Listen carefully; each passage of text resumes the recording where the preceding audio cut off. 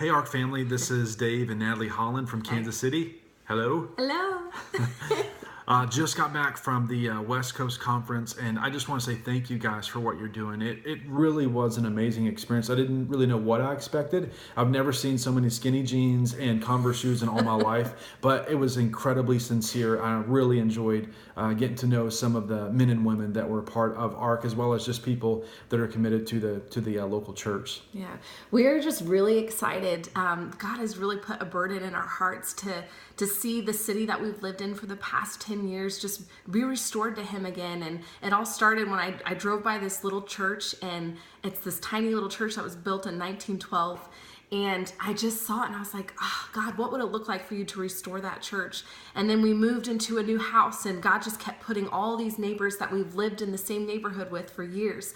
And yet He gave us this influence, and we had kids in our backyard and neighbors with their dogs, and everyone's just coming and congregating in our yard. And I just got to hear these people's stories, and I'm seeing that, wow, like they need Jesus and they need to be restored. And so God just keeps giving me this picture of restoration and what He wants to do in this city. And it feels like He's just closed the door on everything and just opened up doors in ways that we couldn't do. And He's just doing thing after thing after thing. And I mean, I see our city as a really family-oriented city, and we just want to come behind that as a church and go into the city and serve that culture. You know, there's times where there's so many young moms and kids in Gardner, Kansas, and there's nowhere for them to go except for parks. But when it's raining and when it's cold outside, there's nowhere for them to just take their kids to go and play. And I would love to see a church just open its doors and just serve coffee and have conversations with these young moms who feel alone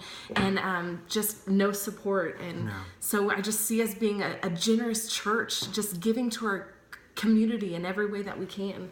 Yeah, and there's some practical ways that we can do that. There's a lot of events that the city holds, and up to this point, it seems like the church seems to compete with them, like they have events at the same time, and there's a lot of funding and money that goes into these events, and we would love to come and serve along beside those. Actually, one of our neighbors is one of the guys that works for the city that coordinates all those, so there's just a ton of favor. There's a lot of relationships the Lord has just kind of given us, and so we're really excited about showing not just generosity and giving in our time and our resources, but in general. I've really noticed that there is a heart within ARC to be generous as an organization, and so generous with our time, generous with our conversations, generous with our gifts, just being generous. So we're very excited about that. Life giving is, again, it was a concept that I was like, I've heard people say that, but what's the opposite of that? Life sucking. No one wants to be that. So I guess that means you want to be life giving. But it was really a culture. It was a heart. It was an environment. Everything had this.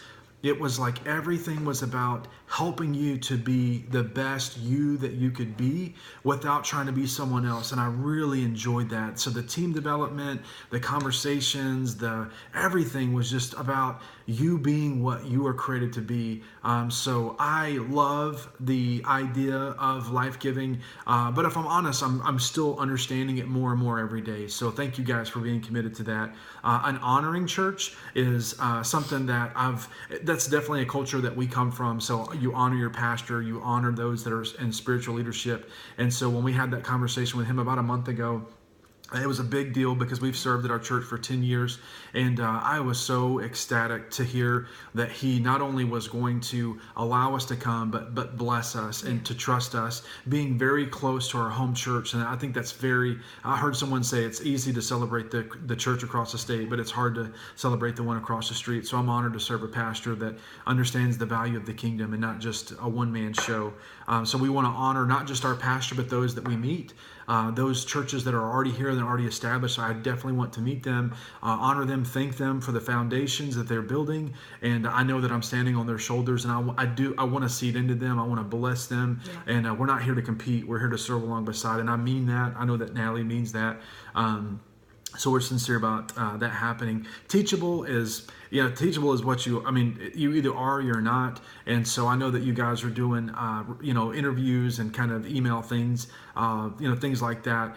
Teachable, I heard a guy say it this weekend, it's being willing to learn the things that you think that you already know. And so I have been reading Proverbs 3 a lot and just not being wise in my own eyes. So I'm excited to submit myself both to my pastor and to the ARC process. And we're excited. So we love you guys. Thank you for what you're doing, and hope to talk to you soon. Bye-bye. Thank you so much. Bye.